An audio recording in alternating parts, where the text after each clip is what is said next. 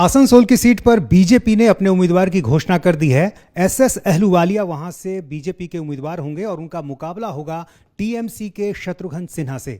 शत्रु जी हमारे साथ हैं। शत्रु जी, अब तो नाम सामने आ गया, बीजेपी ने उम्मीदवार का नाम घोषित कर दिया है, तो अब आमने सामने की लड़ाई साफ साफ दिख रही है। क्या तैयारियां? भाई क्या तैयारी है, मैं तो बहुत पारदर्शिता के साथ वहाँ रहा हूँ इतने सालों से और पिछले कुछ सालों से, और वहाँ पे मैं इतने दिनों वहाँ रहा, अच्छे से रहा, हर महीने रहा, कई बार 2-3 बार रहा हर महीने वहाँ पे, हर त्यौहार में रहा। आज भी जा रहा हूँ, ईद का मौका है, एक तब सबको ईद की मुबारकबाद देता हूँ और साथ में ईद में शरीक होने में, ईद मिलन में मैं आज। एसएस अहलूवालिया तो आपसे पुराने परिचित भी रहे होंगे, एक साथ रहे भी हैं आप। हाँ हाँ, हम लोग बहुत बार मुलाकात हुई है, बहुत बार, एक बार नहीं कई बार मुलाकात हुई है, सेंट्रल हॉल में, पार्लियामेंट में, हवाई अड्डों पे। वो अच्छा, लेकिन मैं इतना कहना ज़रूरी समझता हूँ कि ये उनसे मुकाबला क्यों, हमारे कोई दुश्मन तो नहीं है। हम लोग तो, आप मेरा तो स्वभाव जानते हैं, शुरू से मैं कभी अपने प्रतिद्वंदी उम्मीदवार का, पहले तो मैं राजनीति में किसी को दुश्मन नहीं मानता हूँ, मैं सिर्फ विरोधी मान सकता हूँ। विरोधी हैं, लेकिन हम कभी भी किसी विरोधी का नाम नहीं लेते हैं, उस पर कोई आक्रमण या उस पर अटैक नहीं करते हैं, क्योंकि सही में जो उन्होंने कहा है, मैंने सुना उनको, अहलूवालिया जी को, उन्होंने कहा कि ये तो विचारधारा की लड़ाई है। हालांकि साथ में उन्होंने ये भी कह दिया विचारधारा हमारी जो है वो अलग है, और ममता जी की विचारधारा जो है वो तुष्टीकरण की है। कौन कह रहा उल्टा चोर कोतवाल को डांटे, यानी जो लोग तुष्टीकरण कर रहे हैं और करवा रहे हैं, देश में विभाजन कर रहे हैं, करप्शन के नाम पे, इलेक्ट्रल बॉन्ड के मामले में सारे पुराने वर्ल्ड रिकॉर्ड तोड़ रहे हैं करप्शन का। वहाँ जो परिवारवाद के नाम पे सबसे ज़्यादा परिवारवाद जिनके यहाँ है, भ्रष्टाचार के नाम पे सबसे ज़्यादा भ्रष्टाचार, उनके जुमलों के नाम पे इतनी गारंटी दी कोई पुरानी कि अभी जुमलेबाजी कर रही। वो सरकार जो तुष्टीकरण कर रही है, उसके प्रतिद्वंदी होकर, उसके उम्मीदवार होकर अहलूवालिया ये कहते हैं ममता जी तुष्टीकरण कर रही हैं, तो दुनिया को पता है कि हम सब ये आरोप तो देखिए बीजेपी का बहुत पुराना आरोप है। और यदि पश्चिम बंगाल के और सीटों की बात करें, संदेश खाली जिस लोकसभा क्षेत्र में आता है, बशीरहाट में, वहाँ से जो उस पूरे मामले की पीड़िता रही हैं, उनको बीजेपी ने अपना उम्मीदवार बना दिया है। तो क्या लग रहा है कि इसका असर होगा, आसपास की सीटों पर भी होगा, कहा जा रहा है? भाई अगर ऐसा आप कह रहे हैं, पहली बात तो अगर आप इस पे आ रहे हैं कि बीजेपी कह रही है, तो पहले उसका जवाब दूँ। तो बीजेपी तो कहेगी, बीजेपी तो बहुत बखलाई है, बहुत डेस्परेट है, बहुत उसके फ्रस्ट्रेशन के दौर से गुजर रही कि उन्होंने अपने आप एक नारा दे दिया। उस नारे को साबित करने के लिए या नारे को जिंदा रखने के लिए, एक झूठ को बताने, संवारने के लिए 100 झूठ बोले जा रहे हैं कि ताकि लोगों को यकीन हो जाए। 400 पार का नारा, कहाँ से 400 पार लेंगे? अब तो आप खरीद भी नहीं सकते हैं, जैसे गोवा में, कर्नाटका में बाकी जगह खरीदा था। अब तो आप 400 पार का नारा दे रहे हैं। 370 बीजेपी का, उसके लिए स्ट्राइक रेट चाहिए। क्या स्ट्राइक रेट चाहिए आपको? 450 करीब सीटें लड़नी चाहिए, उसमें क्या लड़ना है क्या? तो ये सब बात कर रहे हैं। और संदेश खाली की बात जो आपने की है, अब मामला उस पर कोर्ट में है, अभी उस पर कुछ नहीं बोलूँगा।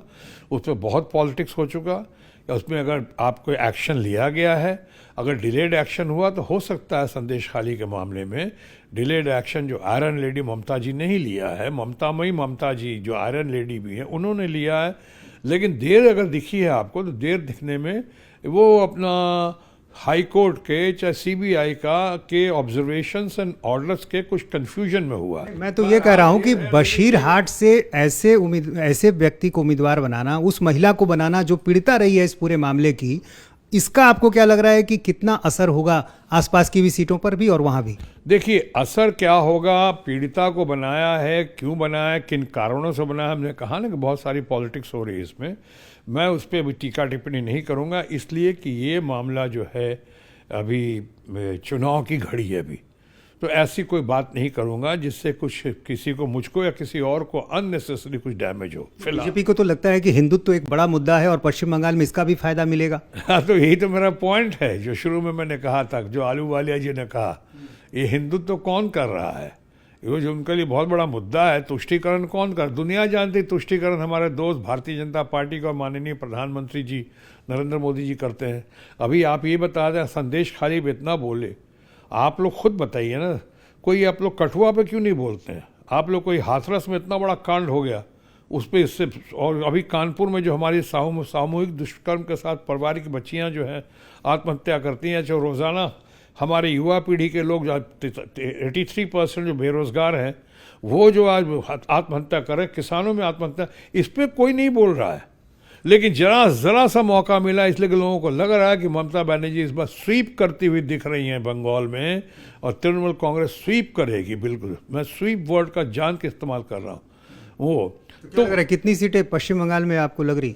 आप तो जानते हैं नीतीश बाबू, आप हमको बहुत दिनों से जानते हैं, मैं ये सब कभी कितनी सीटें तो मैं तो वो नहीं कह सकता हूँ ना, मैं कोई ज्योतिष वाली भविष्यवाणी नजूमी तो हूँ नहीं। लेकिन बार बीजेपी का प्रदर्शन बहुत अच्छा रहा था, उनकी उम्मीद से भी ज्यादा रहा था। ठीक है, लेकिन उसके पहले याद करें, उसके पहले क्या प्रदर्शन कैसा रहा था बीजेपी का? पिछली बार का प्रदर्शन अच्छा था, ये मेरे सवाल में ही आपका जवाब है। अगर पिछली बार का प्रदर्शन बहुत अच्छा था, चाहे एनडीए का चाहे बीजेपी का, मान भी लिया, तो इसका मतलब ये तो नहीं कि बाद का प्रदर्शन भी उनका वैसा ही होगा। अब बाद का प्रदर्शन अपोजिशन का बहुत अच्छा होगा, बाद का प्रदर्शन जो है इंडिया ब्लॉक का बहुत ज़बरदस्त होगा। तो बीजेपी को तो लग रहा है सीएए और तमाम जो दूसरे मुद्दे हैं, हिंदुत्व के मुद्दे हैं, पश्चिम बंगाल में ममता बनर्जी की जो एक राजनीति रही है, एक जो आरोप उन पर लगता रहा है तुष्टीकरण का, ये सारे मुद्दे जो हैं वो बीजेपी की स्थिति को और मजबूत करेंगे। मैं तो कह रहा हूं आपको कि ये माननीय प्रधानमंत्री नरेंद्र मोदी जी की या हमारे मित्र और समाज के दोस्त नरेंद्र मोदी जी की गारंटी नहीं है जो जुमलों में बदल जाए हर बार। ये गारंटी ममता बनर्जी की गारंटी है, जिसको मैंने अभी कहा कि ममता मई तो हैं लेकिन साथ साथ आयरन लेडी हैं।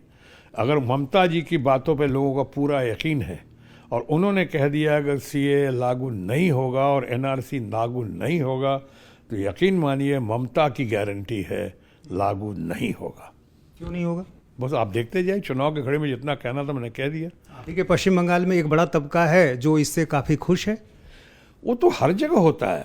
आप अगर विभाजन की पॉलिटिक्स करेंगे, डिवीजन की पॉलिटिक्स करेंगे, डिवाइड एंड रूल करने की कोशिश करेंगे तो जिसके फेवर में बात जाएगी वो तो करेगा ही करेगा। लेकिन इसमें अभी मैं उस पर डिटेल में नहीं जानना चाहता हूँ कि आप किसी पर्टिकुलर समुदाय को, किसी को, क्या वहाँ पे शिया सुन्नी नहीं होता है क्या वैसे वो पीड़ित नहीं हो सकते हैं क्या? लेकिन मैं इस पर अभी जान के मैच्योरिटी का तकाजा इलेक्शन घड़ी में ऐसी कोई बात ना करूं। मैंने संक्षेप में मोटा मोटी पॉइंटेड सवाल का पॉइंटेड जवाब दिया। ममता की गारंटी में बहुत दम है, बहुत जान है, और सीए लागू नहीं होगा। प्रधानमंत्री भी बन सकती है ममता बनर्जी?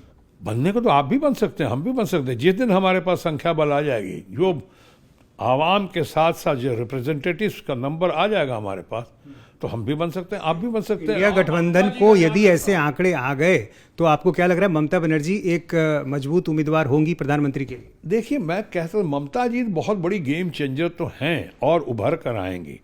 ममता जी बहुत काबिल हैं, बहुत एबल हैं, रिस्पेक्टेबल हैं, ऑनरेबल हैं, और उनकी बड़ी ज़बरदस्त फॉलोइंग। मैं शुरू से कहता हूँ, आपको पिछली बार में कहा था कि आज के दिन ममता बनर्जी देश की सबसे प्रोमिनेंट, इम्पॉर्टेंट, पावरफुल और पॉपुलर लीडर हैं।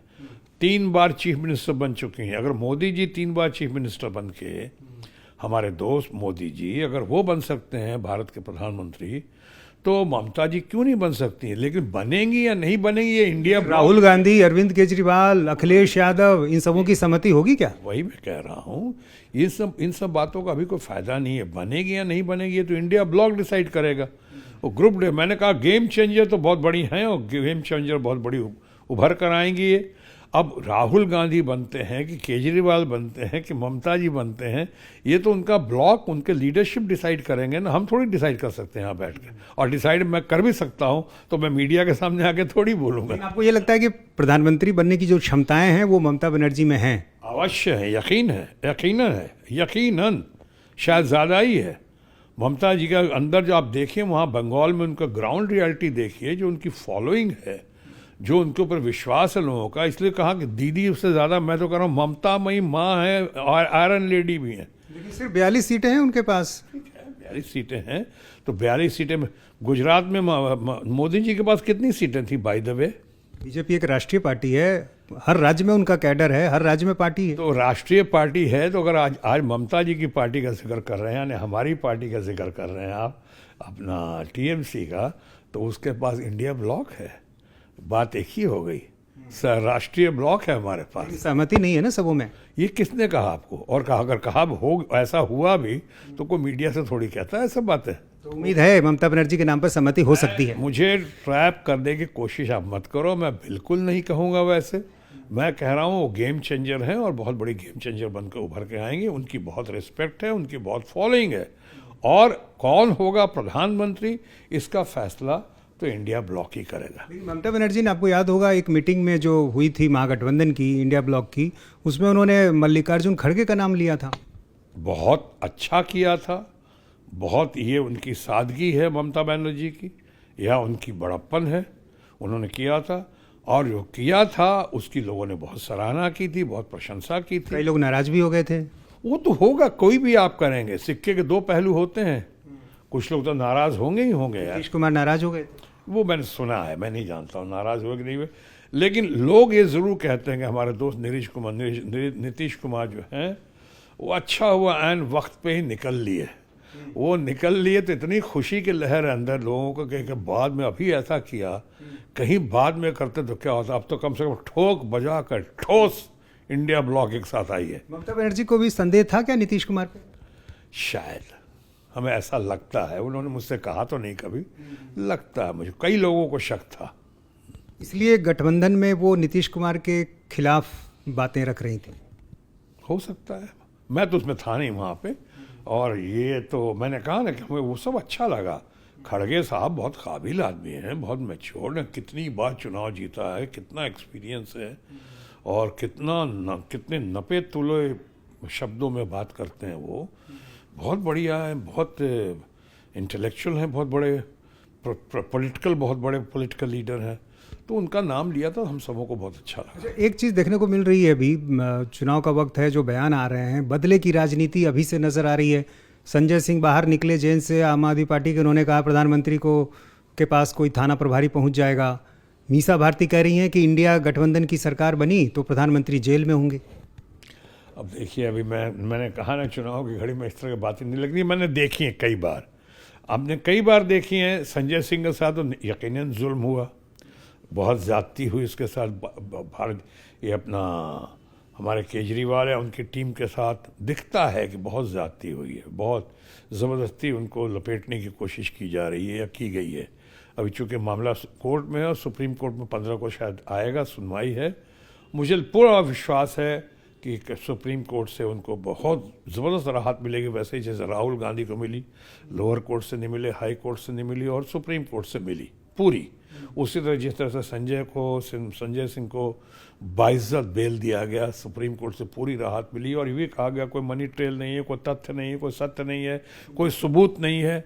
तो ये सब बातें हुई हैं। तो लोगों को लगता है कि इन लोगों को राजनीतिक द्वेष की वजह से, पॉलिटिकल वेंडेटा की वजह से इन लोगों को ट्रैप किया गया है, ट्रैप किया जा रहा है, ऐसा लोगों को लगता है। चलो बाकी कोर्ट फैसला कर देगी। लेकिन यही सबसे बड़ा मुद्दा है, भ्रष्टाचार, परिवारवाद, और जिस तरह से कई लोग एक के बाद एक जेल जा रहे हैं, जो आरोप लग रहे हैं, जो तथ्य सामने आ रहे हैं, कोर्ट से जमानत नहीं मिल पा रही है, ये सारी चीज़ें आपको नहीं लगता है कि चुनाव में एक मैसेज भी दे रही है? नहीं, मुझे नहीं लगता। मुझे लगता है कि कोर्ट में जमानत नहीं मिल पा रही है, वो तो एक प्रक्रिया, प्रोसेस का हिस्सा है। उसके कई कारण होते हैं। कई कारण ये भी होते हैं कि केस ठीक से शुरू नहीं हो पाता है, केस ठीक से चल नहीं पा रहा है, चार्जशीट हो नहीं पा रहे हैं, चार्जशीट किया नहीं जा रहा है डिफरेंट रीज़न से। 8-8 बार जिस आदमी का बयान है कि 8-8 बार कहता है कि नहीं कोई शामिल नहीं है, मैंने किसी से कोई नहीं लिया, फेवर नहीं लिया, न फेवर दिया है, और 9वें स्टेटमेंट में आता है कि हाँ हमने दिया है। यानी प्रताड़ना की वजह से हुआ है कि डराने धमकाने की वजह से हुआ है कि धन शक्ति की वजह से हुआ है। अब ये भी पब्लिक देख रही है, सुन रही, दोनों पक्ष सुन रही है ना। इसलिए अभी चूंकि मामला कोर्ट में है, कई कारण होते हैं, अब ठीक हो जाएगा, उसके बाद बात कर सकेंगे ज़्यादा पुख्ता। बिहार के नेताओं से आपके बहुत ही पुराने और करीबी रिश्ते रहे हैं, खासकर लालू यादव से, नीतीश कुमार से। अब पश्चिम बंगाल आप शिफ्ट कर गए हैं, मिस करते हैं इन लोगों को? हाँ, मैं बहुत कई बार मिलने की कोशिश भी की है, कभी मिलता भी हूँ, कभी अभी बहुत दिनों से मुलाकात नहीं हुई है। लेकिन मेरी शुभकामना चाहे तेजस्वी वगैरह के लिए हमारा शुभाशीष हमेशा है। बहुत है, ये लोग बहुत अच्छे लोग हैं। ठीक है कि राजनीतिक कारणों से या कुछ मजबूरी, अब नीतीश बाबू ने क्या बोलूँ, कुछ मजबूरियाँ रही होंगी, यूं ही कोई बेवफा नहीं होता, कुछ बातें होंगी, तो उस पर अभी क्या रोशनी डालूं चुनाव की घड़ी में। तो अब बंगाल ही में आप आगे की राजनीति होगी या बिहार में भी पहुंचेंगे? राजनीति तो संभावनाओं का खेल है, लेकिन मैं ये कह सकता हूँ कि जो बंगाल में हूँ, ममता जी के नेतृत्व में बहुत बढ़िया, उनके व्यक्तित्व का बहुत अच्छा असर है मुझ पे, वहाँ की जनता पे, और मैं बहुत खुश हूँ। अब मुझे साफ दिख रहा है कि भले नई दिशा में हूँ लेकिन सही दिशा में हूँ। Thank you. तो शत्रुघ्न सिन्हा खुलकर अपनी बात रखते हुए और पूरी उम्मीद, पूरा भरोसा कि एक बार फिर पश्चिम बंगाल में टीएमसी की स्थिति काफ़ी मजबूत होगी। कैमरामैन विनोद कुमार के साथ नीतीश चंद्र, इंडिया टीवी, पटना।